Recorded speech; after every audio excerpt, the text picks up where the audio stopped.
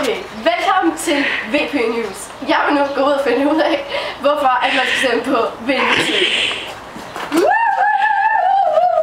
Hvorfor skal man stemme på Vinterpartiet?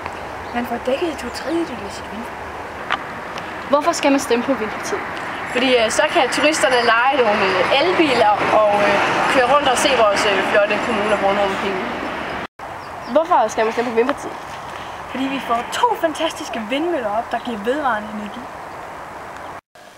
Hvorfor stemmer du på Vinterpartiet? Fordi mine børn og børnebørn, og mig selv for den sags skyld, kommer til at leve et meget sundt liv med mere ilt. Hvorfor skal man så stemme på Vinterpartiet?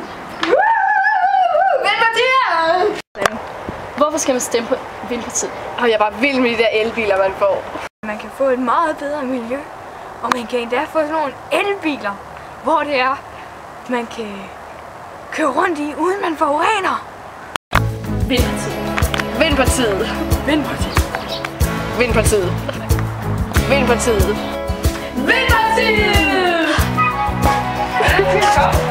Okay, dårligt klip. Vi stopper. Hallo, Vinterpartiet.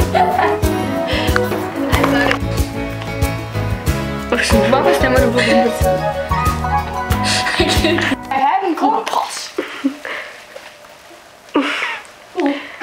Ja, kom så. Gør det.